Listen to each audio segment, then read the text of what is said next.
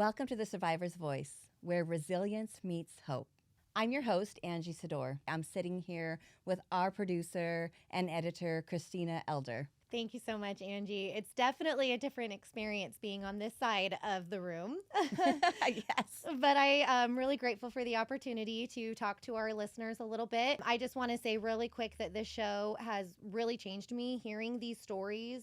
It's a real reminder of the realities of this world, the horrifics of the world, but also that healing is not just about surviving. Healing is about being heard, being validated, being understood by people. Yeah.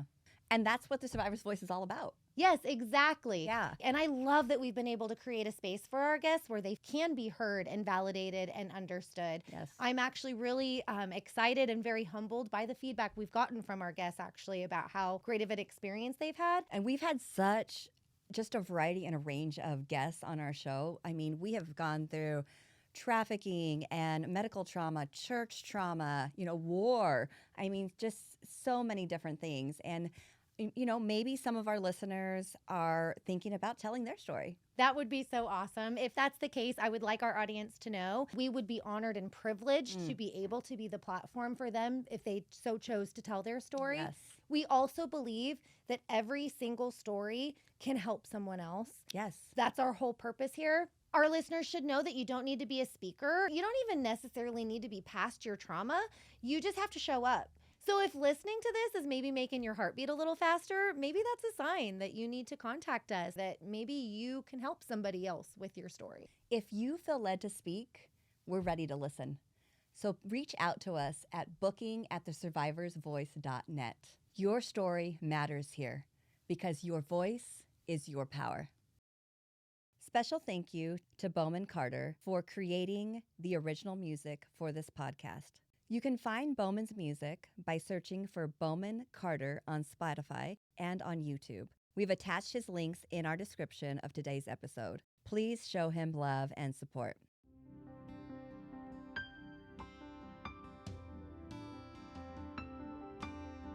Today on The Survivor's Voice, I blacked out in the bathroom. I was walking closely with the Lord and just confused. the content shared on the Survivor's Voice podcast is intended to be informative and inspirational. We are not licensed therapists, counselors, or medical professionals. The views expressed are based on personal experiences and should not be considered professional advice. If you are in need of mental health support, please consult a licensed professional.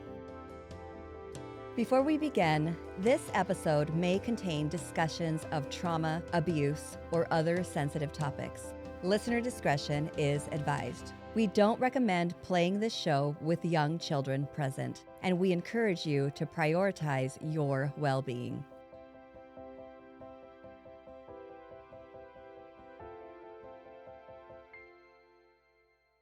Welcome to The Survivor's Voice. I'm your host, Angie Sador.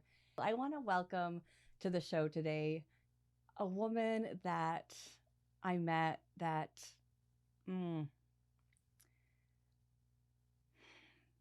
I feel like Emma is the Proverbs woman. There is a grace in her, and there's something about her. And I'm looking forward to you meeting her and listening to her story. It's actually a subject that we have not talked about before on this show. And so I want to introduce you to Emma. Emma, thank you for being on our podcast. Thank you for having me. So glad you're here. So before we dive into your story, I would love our guests to just kind of get to know who you are. Who are you today? What does Emma do on a day-to-day basis? I'm married and I have children, and I am so blessed, and I think about my family first. And so it's such a privilege and a miracle that I get to be their mom and have the support that I have through them. So that's my first thought. That's who I am. Yeah. A daughter of the King. And I don't say that lightly either. Tell us a little bit about your childhood. I grew up in a big-ish family. I have 3 older siblings and 3 younger siblings, so I'm in the middle. Wow. And as far as I know, I didn't have any issues with being a middle child. Yeah. That's great. Yeah, we grew up in the country, so there was a lot of freedom to be a child, to have a childhood as homeschooled. So that was a gift that I look back on, and I'm again, I can't even say that without getting emotional thinking about it, because I want so badly to reproduce that for my children. We live in town, and for people who know us know that we've been through a lot in our small neighborhood, and it's not child friendly. And but again, I'm so grateful, and I do try to recreate the happy, we do a lot of baking and whatnot. All that to say, my childhood was full of outdoors and playing with my brothers and sisters. They were very close growing up. Wait, are you from here? No, from Northern California. Okay. And So very woodsy. Country more. Okay. Close to Paradise. My husband's from Paradise, and we're in Chico. So there's a little valley. Grew up and had a creek on 8 acres, and such a blessing that we didn't realize at the time. But, Yeah. and my family's all dispersed now. We grew up and went different ways. So, but we were raised in a church-going family, and that was the beginning of my walk with the Lord. My faith's journey started at a young age. Yeah. Yeah. So let's get into it. Get into it. Yeah. Let's start at the beginning. Okay. Yes. Well, I was blessed to have a pretty outdoorsy childhood. With that came some challenges, and I was sick a lot as a kid. A lot of autoimmune issues. Just got sick easily. Now we know, looking back in retrospect, that I was probably exposed to Lyme disease in utero. So my mom, Oh my gosh, was sick, had symptoms. I was predispositioned already, autoimmune. What do they call that? Compromise. Yeah. So, and then I was reinfected and had a tick bite, and a lot of problems after that. Pre-puberty. So that's my female reproductive issues. Gotcha. Yeah. Yeah. So how does Lyme impact? Just your immune system is tanked, and so you do get exposed to everything under the sun, and I was on antibiotics quite a bit, became antibiotic resistant, and then when I was reinfected, we had a whole episode where I couldn't walk for a couple of days, had severe fever, and we didn't know it at the time, but I had Rocky Mountain spotted fever. Pre-puberty, I don't know the exact age, but the timeline is it's a blur. It's like those years were, they weren't years that I like to reflect on, and so your brain blocks it. Oh, absolutely. Yeah. That's pre-puberty. Then going into puberty, I had very, very difficult, I don't even know how to explain it, a very painful period out the gate. So I think I might have been around 13 at the time. And that was my introduction to all things reproductive health wise. And my sisters and my mom couldn't relate. So I didn't have anything to go off of. Yeah. What were your periods like?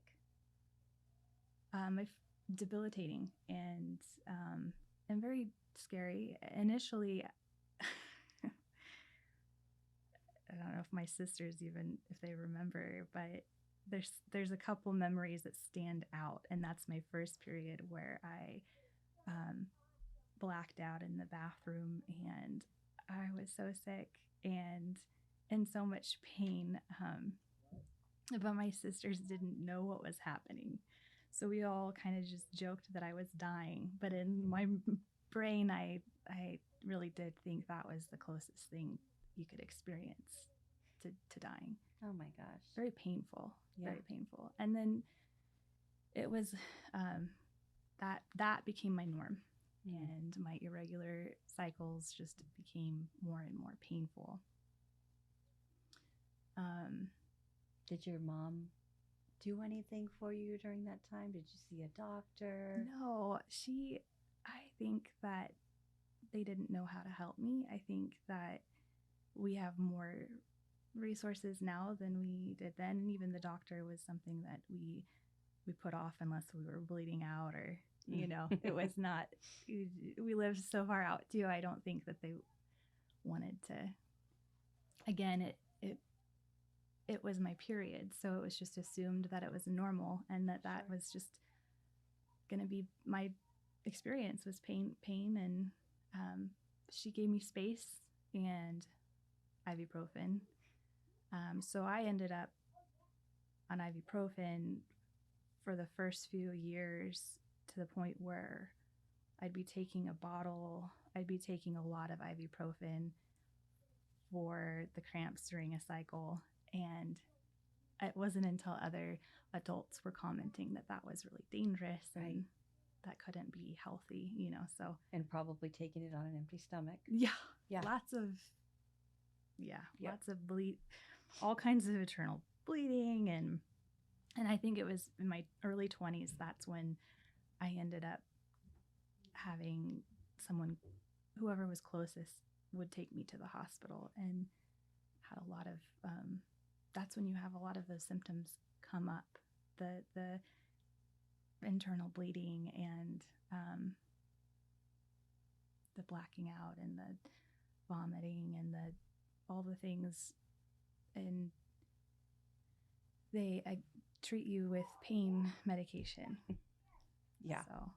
So I think in a way, I had to show up for my employer because at the time I was trying to hold down a job and I need a doctor's note and whatnot, and I couldn't hold down a job for very long. So that was my I gave it my all, and Yeah. I had an employer that I just really grateful for who couldn't relate but respected that I showed up to work and would work until I passed out. And Oh my gosh. it was not a healthy situation, but she gave me a chance and we were really trying to figure out how to, I had to pay my bills and support myself. At that time I was living on my own. So it was confusing. Yeah. A confusing time for sure. And it makes you wonder how many women have gone through the same thing with their period. Absolutely. Yeah. I don't remember anyone saying that's not normal. Yeah. It never crossed my mind until I'd be at work or I'd be counseling at a summer camp and other women were afraid of what was happening. You know, do we need to take you to the hospital? Oh my gosh. That type of thing. No, this is normal. Isn't it normal for everyone? Right. You know? Yeah. And so I think that's part of why I'm an open book, because I feel like you can't talk about these important topics enough. And now that I have a daughter, I feel, you know, obligated to give her all the support and it just not to scare her, but to prepare her for different outcomes and to know that we can talk about it and there's no fear and no shame in that. Yeah. You know, You eventually got married? Am I jumping ahead? I did. I got married. I'm trying to think because it's like early 20s. I got married in my early 20s, and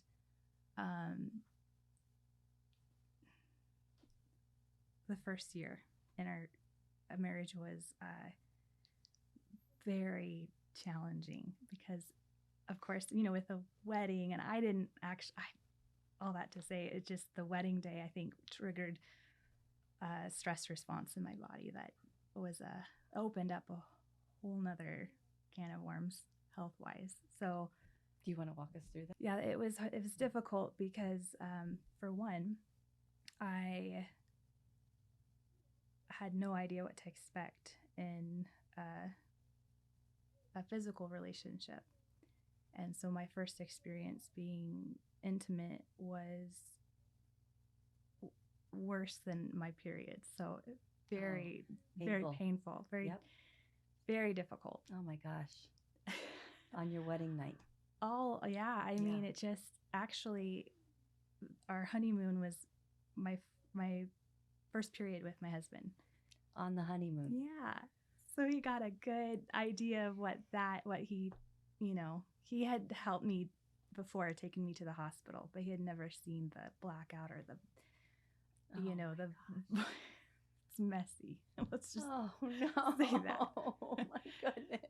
So that was our honeymoon. And I think I married, God knew. I just want to say that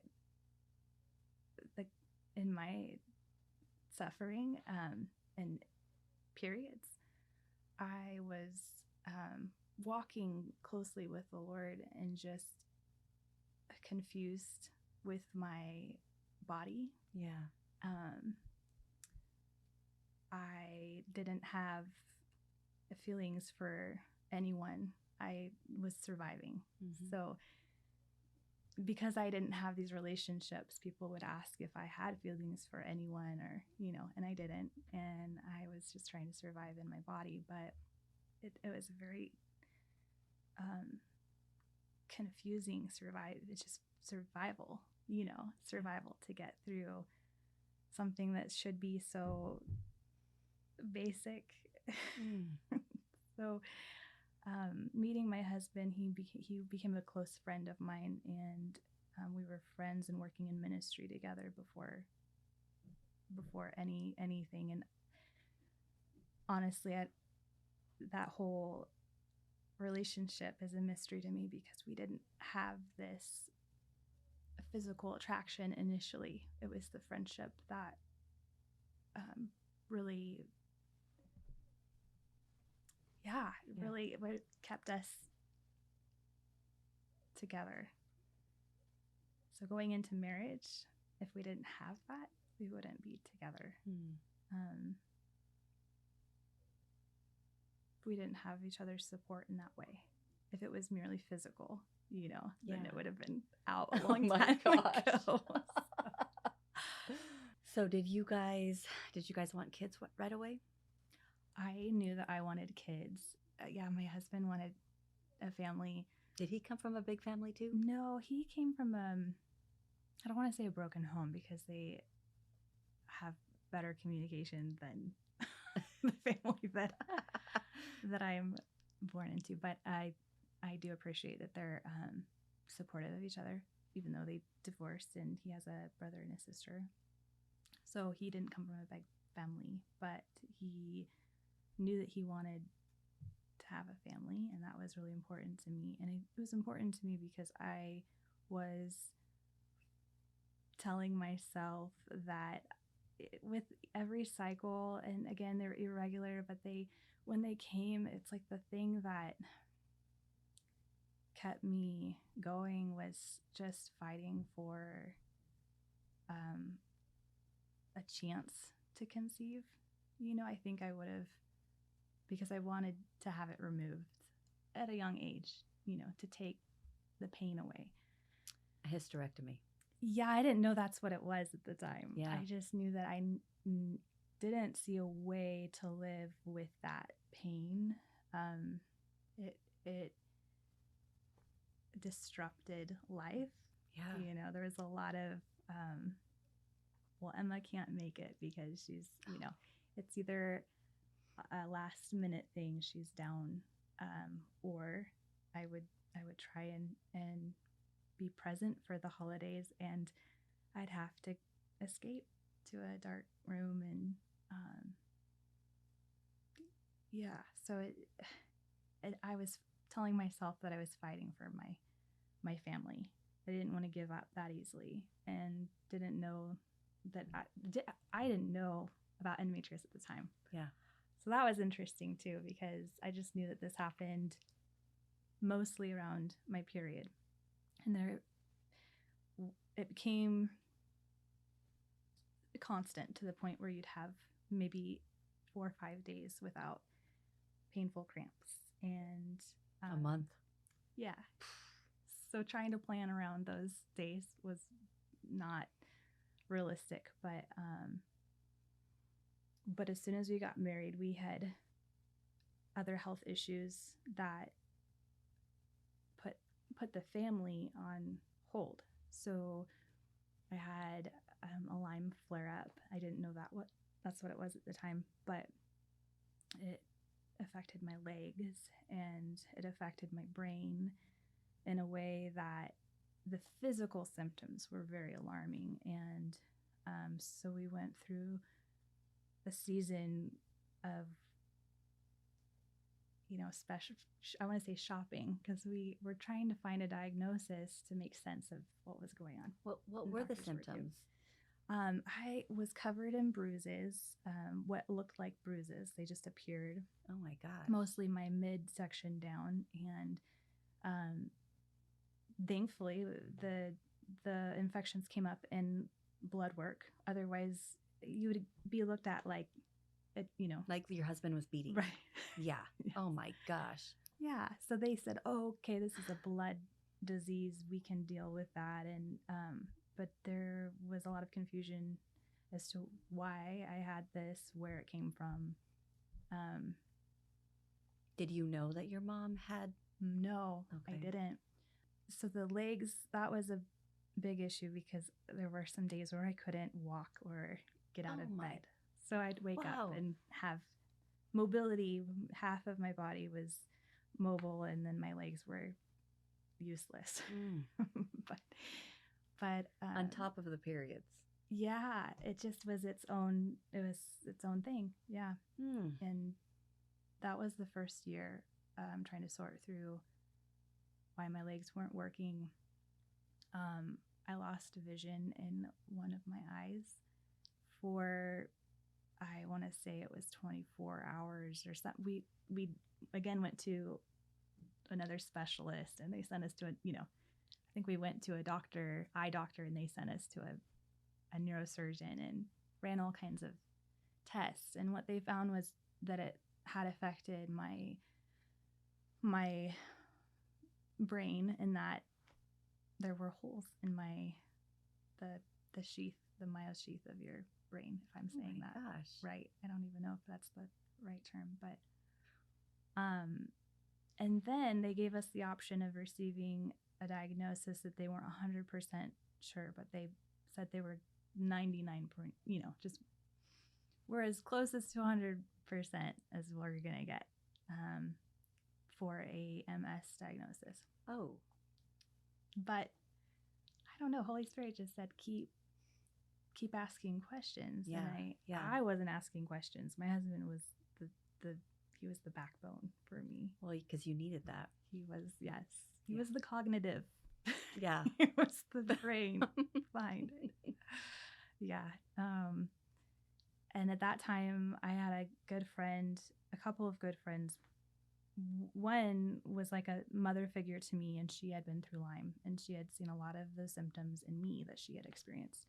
So she said, I think it's time that you start asking more questions and pursue a Lyme literate doctor. And this was 15 years ago. So the Lyme literate community was not talked about, and especially in hospital settings. And at the time, insurance wouldn't touch anything, Of course with not. Lyme. So there was that roadblock. But we started asking questions and went that direction, started pursuing a Lyme literate doctor. And at the same time, another good friend had her, I want to say it was her 15th surgery to remove endometriosis. So she's the one that told me about endometriosis. Yeah. And she just said, you have it. I don't remember asking questions. I think I just had her over. Yeah, she's like, She said, I need to tell you something. Yeah. Yeah, and Yeah. that's something that we didn't talk about a whole lot back then. No, we didn't. Mm-mm. Well, no, and it's still not really understood. So if you go to the hospital, I feel like there's kind of, I've heard of endometriosis, but there isn't an understanding, or even, the research that's been done. And and even beyond endometriosis is they call it the sister diagnosis, the adenomyosis. And that's the disease that's in the uterus wall, that we believe that I had. And my doctor was confident that that was the case for me when he did surgery. But we put surgery off for a while just because we really wanted to try, and we were trying to have a family. Our Lyme literate doctor suggested that we do a lot of modifications to our diet and lifestyle. So we did a lot of detoxing, and I want to say we did all the things, and I'm not against the things. I think they all played a part. Yeah. but I'm not. I'm aware now that it's not one size fits all. And so for people who know me well, who have questions about what they should do, I can't even begin to recommend. I don't have recommendations, for you. It's something that it's so personalized, but unfortunately it requires a lot of trial and error. Yeah. As you know. Yeah. Mm-hmm. A lot of trial and error. Yeah. And when it got to the point where it was just unfeasible for us, we were out of money. Oh my gosh. We just, I don't know how people do it without the support physically, financially, but really just having someone on your side. When I couldn't be my own advocate, he was advocating for me. What a good man. Yeah, definitely. Yeah. I'm so interested to hear when he's ready his story, because our trauma affected him just as much as it affected me, and it still affects me, and men process differently, but he is such a strong man. It caused a lot of my health issues became his health issues right out the gate. Yep. Right at the start. Oh my gosh. Yeah, he didn't leave my side. So really, I'm not saying that lightly. I don't take that for granted. And I'm aware that a lot of women don't have that support, which has given me perspective on just how much we need to hear each other's stories. Yeah. How much we need each other, that Absolutely. we're not alone. Yeah. It's lonely, but we're not alone.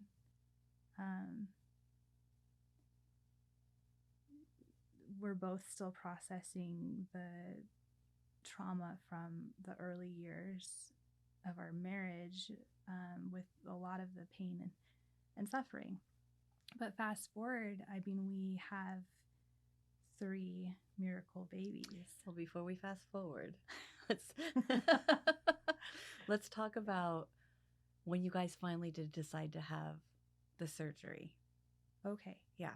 Yeah, that was a decision that I had made long ago. So and what was the aware. surgery? For me, it was going in and removing endometriosis. And how do they do that?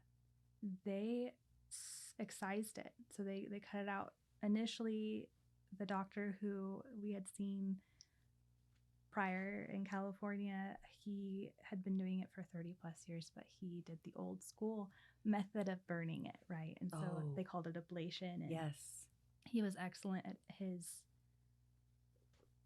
at what he did, but that's all that he did. He didn't do excision.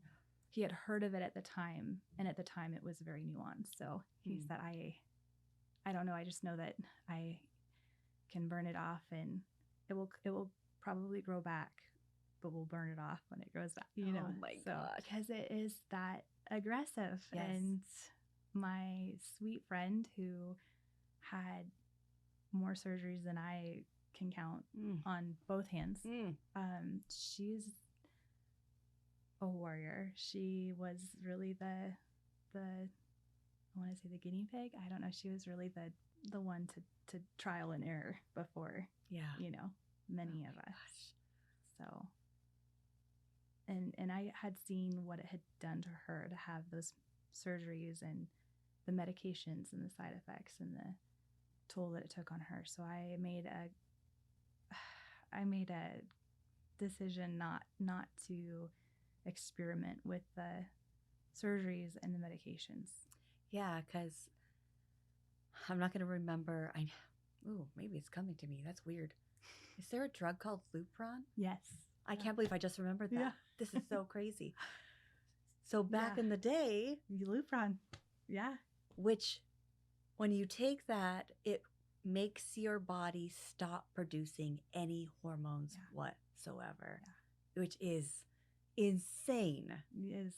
It's insane. Like we need hormones. Right. Yeah. Yeah. I think ultimately, the idea was to just suppress, whatever's causing the growth, which we assume is hormones. Right. And so, it's got to be estrogen. It's got to block the hormones. But the side effects, and then to see years down the road, the lawsuits and the, friends of mine personally who've been destroyed by the drug. I think that it came to light when I became aware of endometriosis. So I'm so grateful for that, because I was so desperate too that I would have done whatever it took. Just give me the drug, So my doctor initially was like Lupron, and I hadn't been on birth control, and they had asked me, why not? And I said, I don't understand how, because I understood there was more to the body and to our health than the superficial, the bleeding, what's causing the right. All month long, that type of thing. Mm-hmm. I don't know. So I had some questions there, but they said, we want you to try all the things before we do XYZ, before we give you this drug that's more promising, or before we give you the option for surgery, which was exploratory at the time. It wasn't even, a diagnostic surgery. So it's very interesting how they do that. I don't know if it's insurance purposes or most whatnot. likely. Yeah. So what was the surgery like? Was it easy? For me, it was easy because, we had peace going into it, and when I learned about endometriosis and I started seeing these specialists, and we ended up moving up here, and I found out that we have an amazing specialist who is in Post Falls. I knew that he's the only one in Idaho, so Yeah. God made that happen for us, that we could go and see him. And Was he the one that did your surgery? he did. Wow. Dr. Duke did. Thank God you didn't go to the guy in California. Yeah. But he played a huge part in our story. Yeah. As far as, trying to conceive, and we had expressed to him, we're really trying the natural way. And he said, okay, I think it's going to be harder,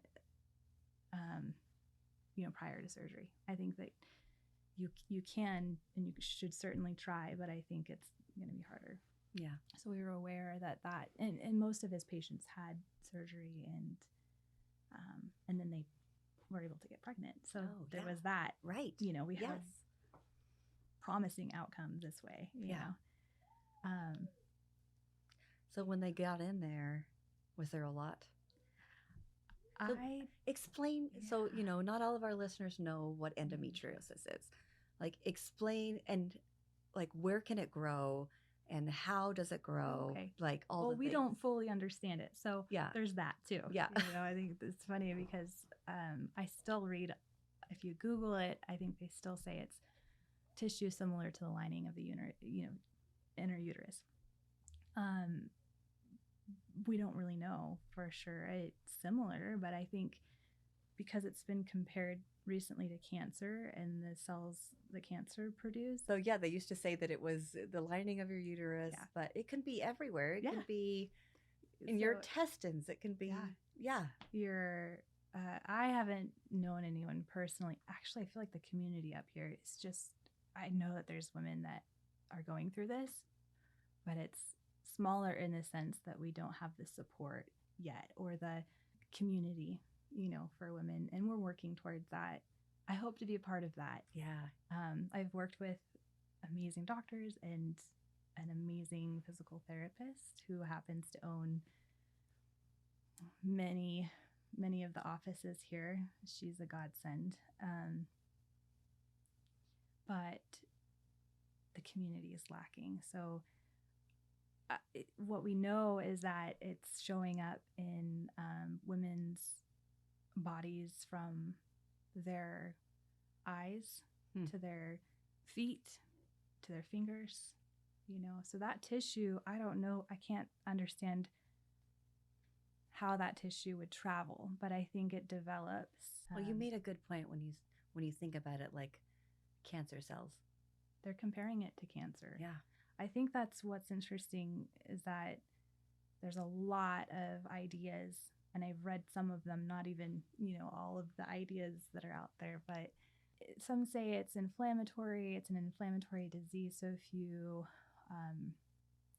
manage the inflammation, then you won't have the disease, which is interesting because I've known people and I've experienced an alkaline body that shouldn't have had any inflammatory response. It's normal to have some inflammatory response.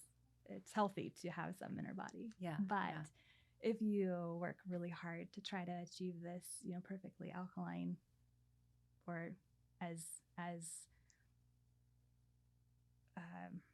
much as humanly possible, right? And to try to steer away from inflammation, you're still experiencing the endometriosis, the growth of endometriosis. So I don't know that I'm on board with the, just I don't know the if I agree with that dieting either. and it's interesting. I think genetics plays probably a bigger part in it than we understand. Yeah. Too. And trauma. I think that the trauma that we pass from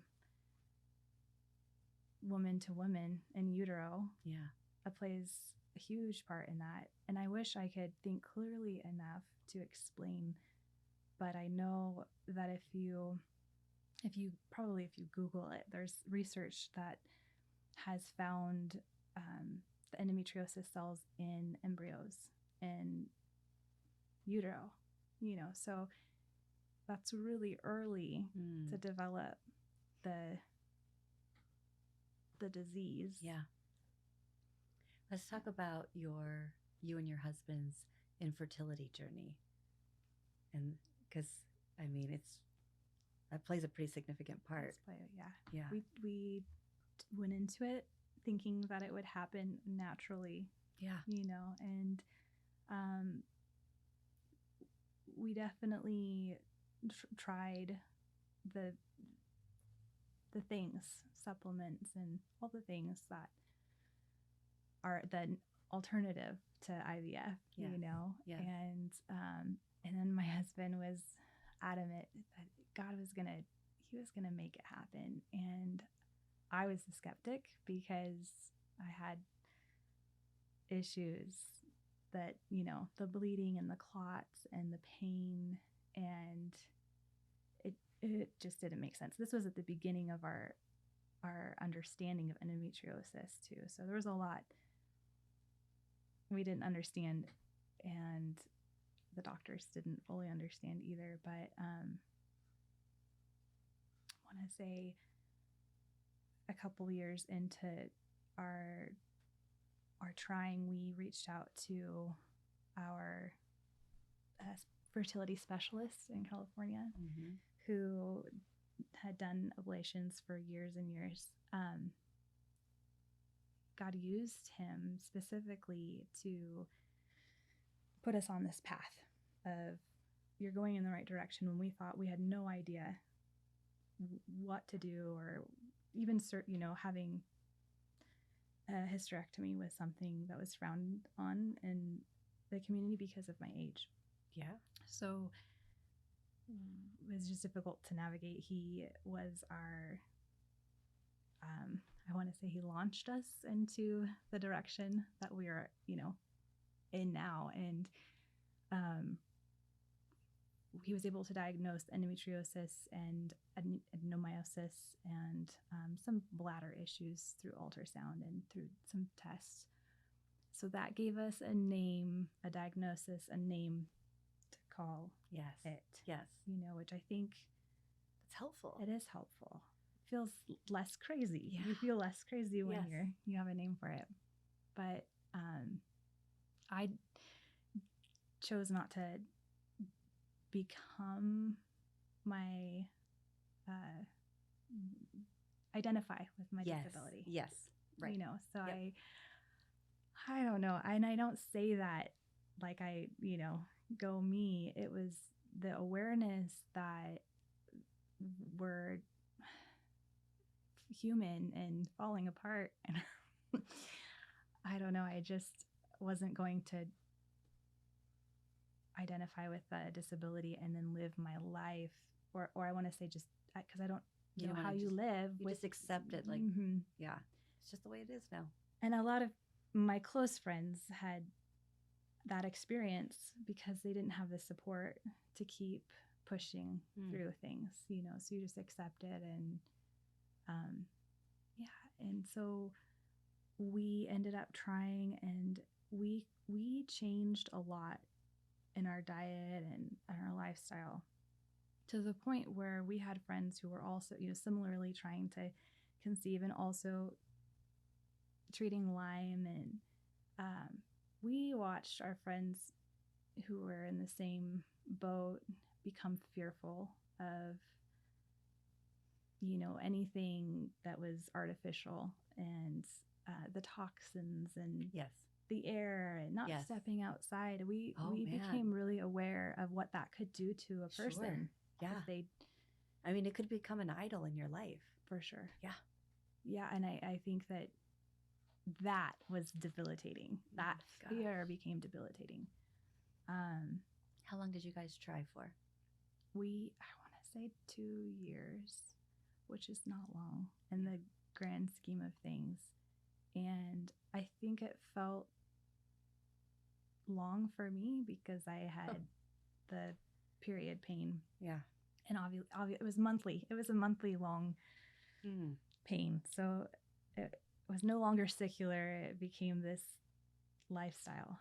And so I was becoming more depressed with each cycle, and finding out that I wasn't even, fertile when I thought I was fertile, that type of thing. through the help of specialists. So we were able to change some things, I think, that really helped promote fertility. But I can't take credit for that either, because we prayed like it was our, like our job, our full-time job, our mission, I guess you could call it. Yeah. And then when I couldn't pray in faith, that's when Shane laid hands on me and prayed in faith for us.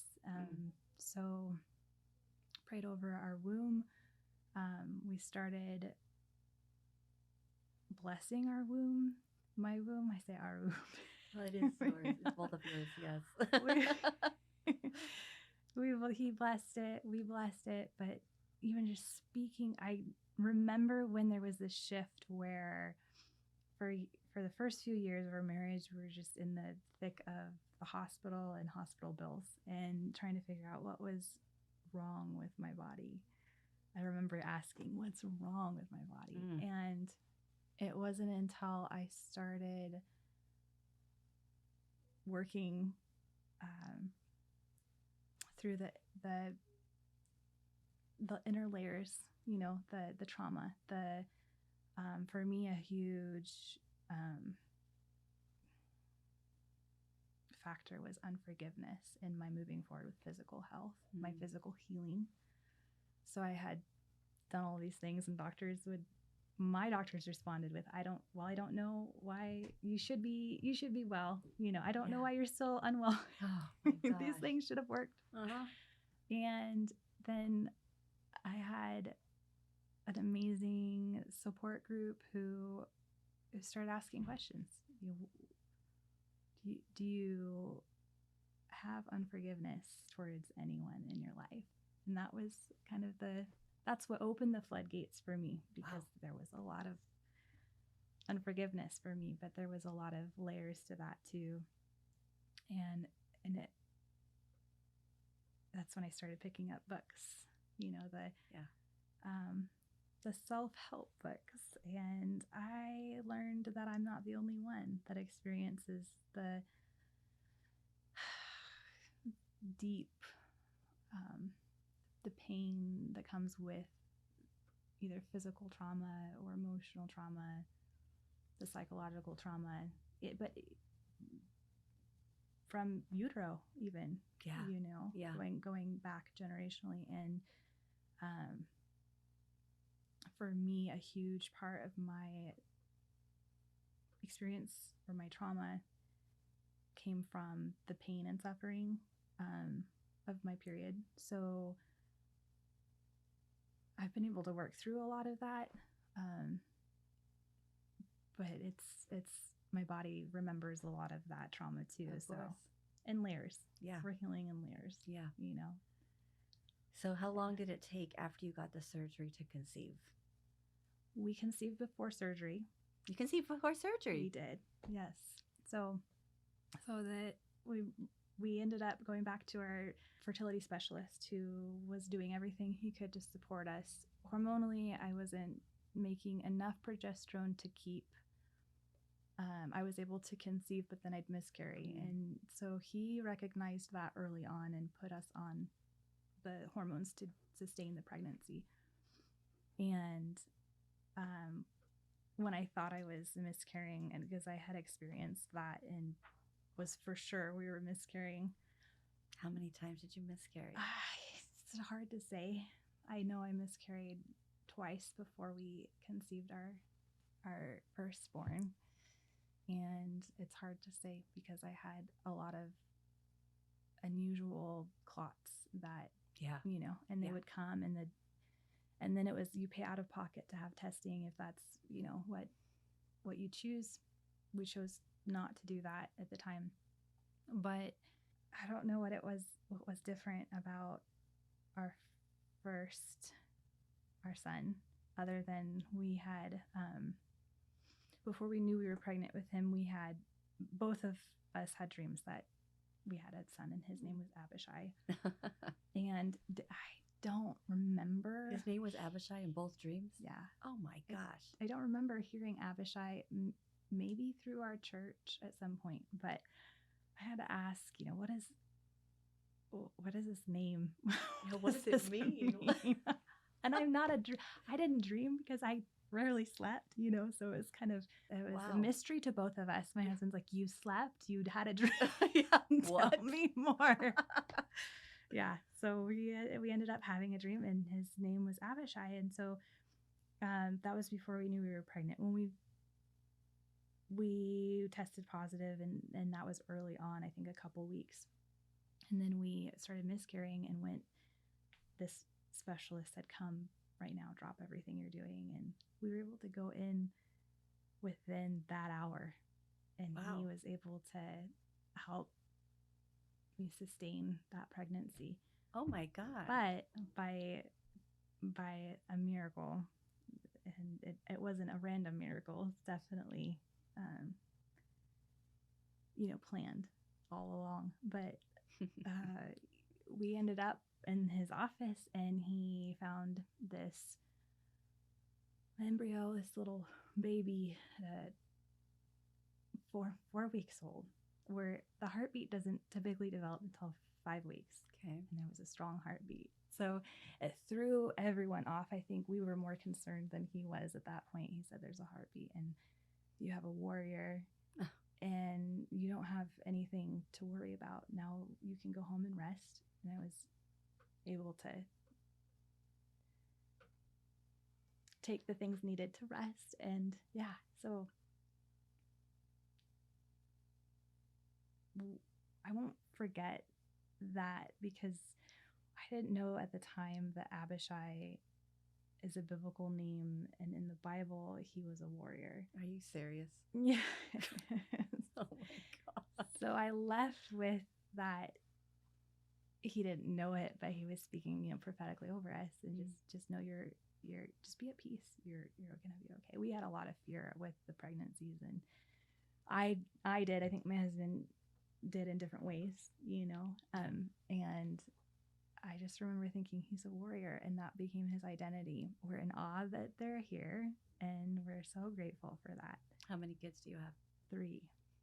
All 3 of our kids had some traumatic experience in the womb where we ended up in the ER, and the doctor in the ER would say, you're either miscarrying or there's something wrong, and we want you to make the decision now to, abort the pregnancy. Oh my gosh. Or it could be life-threatening. And we chose the life-threatening. Yeah. And we got to share our thoughts and feelings with the doctors, but I don't know how much of that was received. I know we looked crazy to them, I'm sure, but it just didn't make sense. Didn't make sense to us. Yeah. We wouldn't consider aborting, but right. But when I guess they're looking at, everyone's health and well-being. We thought this baby is meant to be a part of our family for however long, so we'll just keep praying. And we did. We kept praying.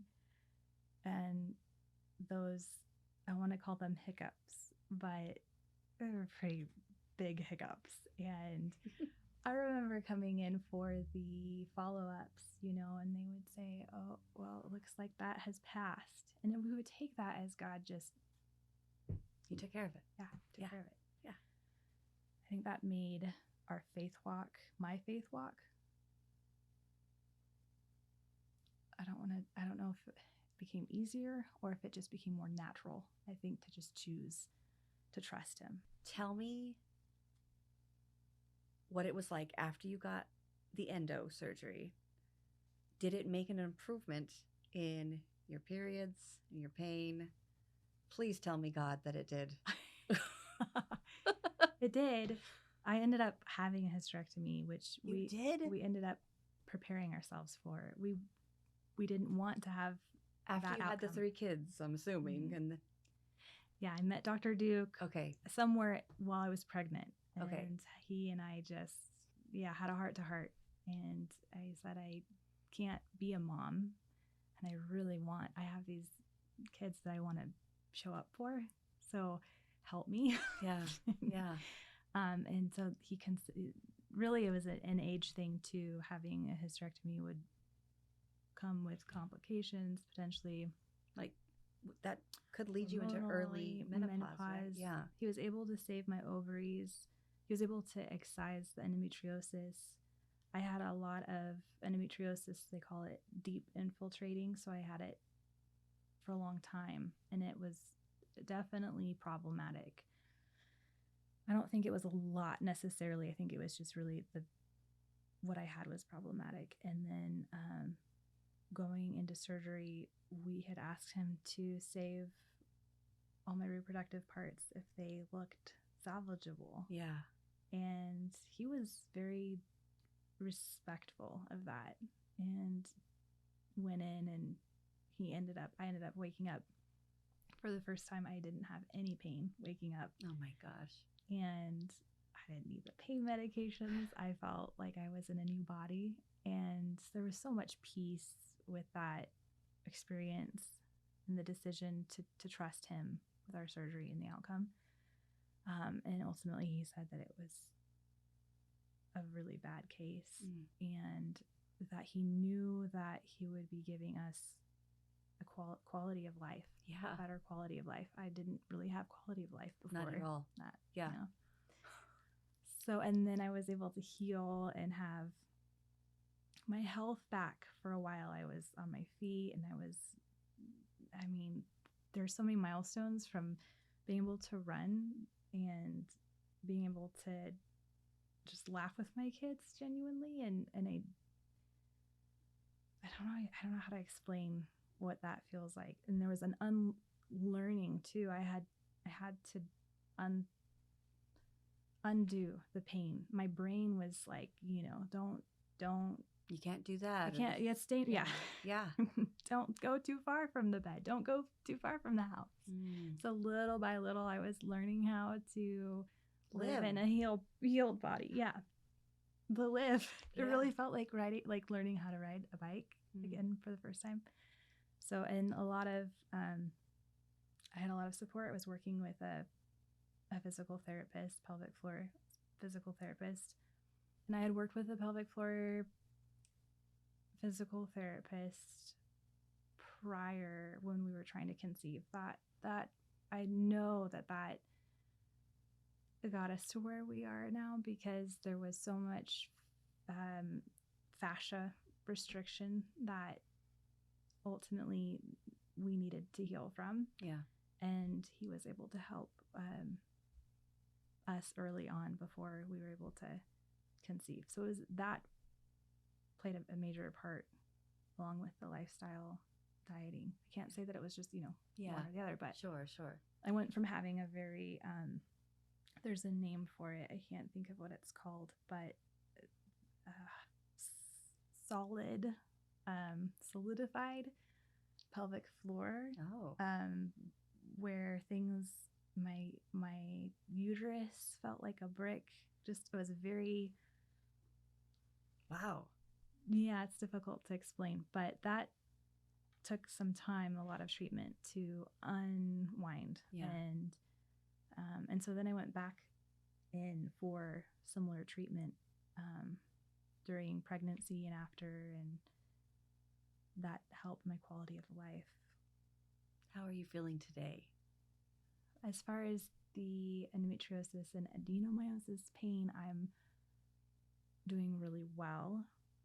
And I've had some flare-ups, some difficulties, but I am far enough out that I suspect that it could be regrowth. And we're working through that right now. Yeah.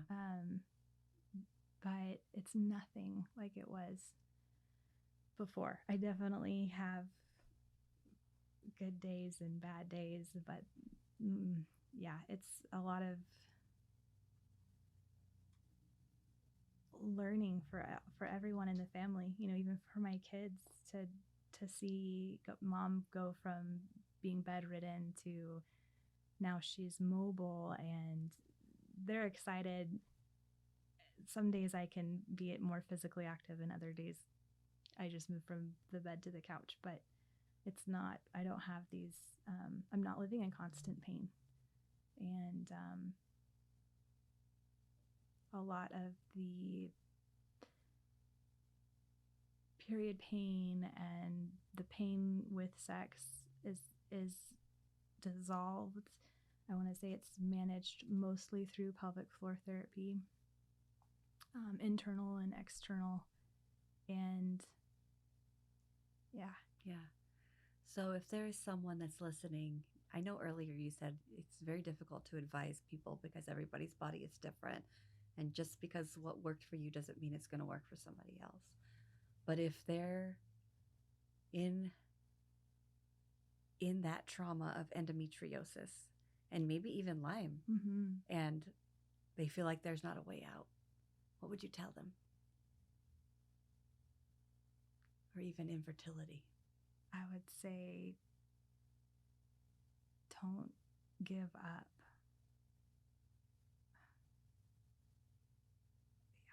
Yeah, you can't give up because it's worth the fight in the end.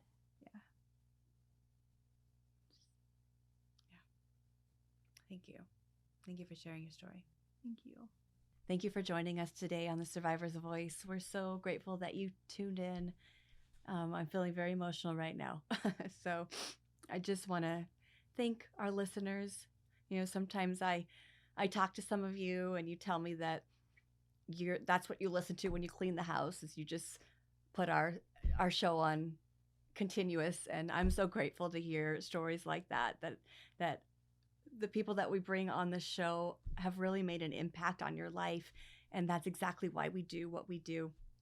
No matter how much we struggle in our lives, even me and Christina, we go through our own stuff, but we're here and we're constant and we're faithful because we know that what we do helps you. And so thank you. If you are watching us on YouTube, if you would subscribe to our channel, we would greatly appreciate it. It helps our show out tremendously. And wherever you're listening to The Survivor's Voice, if you would follow us and send us a comment. If you're following us on our social media, we would love to hear from you. We would definitely love to hear from you. So if you want to be on the show, reach out to us at booking@thesurvivorsvoice.net. We'd love to have you on the show. It doesn't matter where you're at in the world, we can reach you. And your story can unlock someone else's prison. Safe Harbor is dedicated to helping survivors of trauma find healing and restoration through support, resources, and community. They provide hope for those affected by human trafficking. Visit safeharborforfreedom.com to learn more or support their mission today. Thank you so much, Safe Harbor, for supporting the Survivor's Voice.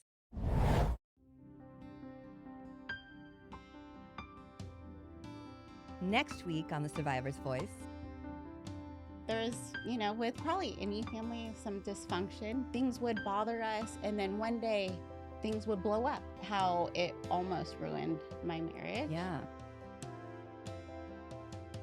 Thank you for listening to this story on The Survivor's Voice. I'm your host, Angie Sador, reminding you that every survivor's story matters. A heartfelt thank you to our incredible listeners for your support and to the survivor community for your courage and resilience. You are the heart of this show. Special thanks to our producer and editor, Christina Elder, to Bowman Carter for our beautiful song, and to Dan Wise with North Idaho Podcast Productions for bringing these powerful stories to life. Your dedication, talent, and most importantly, your hearts make the Survivor's Voice possible.